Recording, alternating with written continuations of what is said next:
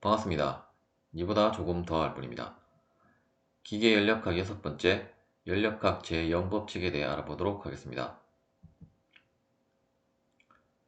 열적 평형 상태와 연력학 제0법칙에 대해 알아보도록 하겠습니다. 먼저 연력학 제0법칙은 열적 평형 상태에 대한 것으로 1931년 RH 파울러에 의해서 공식화가 되었고, 연력학 제1법칙, 제2법칙보다 더 늦게 공식화가 되었습니다. 즉, 이 두 법칙의 어떤 전제가 되고 어떤 연력학의 가장 기본적인 것을 제공하는 법칙임에도 불구하고 1931년이 되어서야 공식화가 된 법칙이라고 할 수 있겠습니다. 먼저 열적 평형 상태는 우리가 저번 영상에서도 다루었지만, 온도가 다른 이러한 두 개의 물체가 접촉을 하면 결국 열은 이동을 해서 온도가 낮은 쪽은 열을 받게 되고, 온도가 높은 쪽, 이쪽이 온도가 낮은 쪽이니까 온도가 낮은 쪽은 상대적으로 열을 받게 되고, 이제 온도가 높은 쪽은 열을 빼앗기게 되어서 결국 두 개의 시간이 지나면 두 개의 물체의 온도가 동일하게 되는 것을 열적 평형 상태라고 했습니다. 그런데 연력학 제2영법칙은 물론 이러한 것도 포함이 되지만, 그 두 개에 접촉하지 않은 물체가 있고 또 다른 한 물체를 두고 세 개의 물체의 온도가 모두 같게 되면 열적 평형 상태에 있다고 할 수 있고, 이때 또 다른 한 물체를 온도계로 대체해서 두 물체가 접촉하지 않더라도 같은 온도 눈금이면 열적 평형에 있다고 볼 수 있는 법칙이 바로 연력학 제0법칙이 되겠습니다. 다시 말해서 이러한 두 개의 연력학 시스템에 있어서도 서로 질량은 다르지만 온도가 같다라고 하면 접촉하지 않고 또 우리가 온도계로 측정한 온도 눈금이 100도씨로 같게 되면 이 두 물체는 열적 평형 상태에 있다고 할 수 있고, 이때 우리가 연력학 제0법칙에서 많이 사용하는 공식은 다음에 이러한 Q는 MC 델타 T라고 하는 열량 공식이 되겠습니다.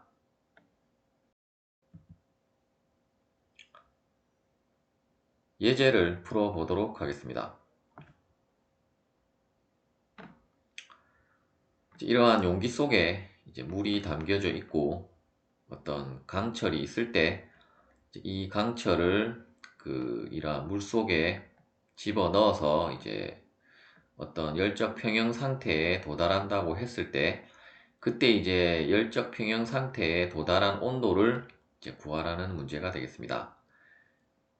일단 조건은 물의 온도와 질량 그리고 비열이 나타나 있고, 그리고 강철에 대한 온도, 질량 그리고 비열이 명시가 되어져 있습니다.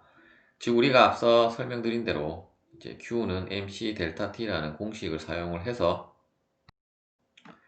두 물체가 온도가 같게 되는 온도를 구하려고 하면, 일단 물이 상대적으로 온도가 낮기 때문에 열량을 흡수를 할 것이고, 강철 같은 경우는 열을 빼앗기는 물체가 되겠고, 하지만 빼앗긴 값과 흡수한 열량 값은 같다라는 공식에 의해서, 즉 QA를 물이 흡수한 열량 그리고 QB는 강철에서 방출된 열량이라고 하면 결국 두 열량은 같은 값을 가지게 되므로,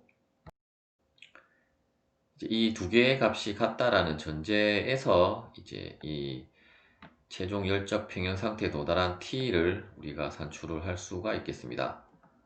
따라서 각각의 값들을 먼저 물에 대한 질량, 물에 대한 비열 곱하기, 이때 최종 열적 평형 상태에 있어서 물 같은 경우는 열량을 흡수하는 입장이기 때문에 이제 최종적인 열적 평형 상태 온도가 더 크기 때문에 이제 20도를 빼게 되고, 이제 강철 같은 경우는 이제 열량을 빼앗기고 있는 입장이므로 이제 그 최종 그 온도보다 더 큰 값이기 때문에 이제 최종 온도를 이제 빼는 걸로 이제 델타 T를 여러분들이 그 수식을 작성을 하면 되겠습니다. 따라서 이제 이러한 수식에 의해서 이제 온도를 구해보면 이제 51.18도씨가 이제 산출이 되겠습니다. 시청해 주셔서 감사합니다.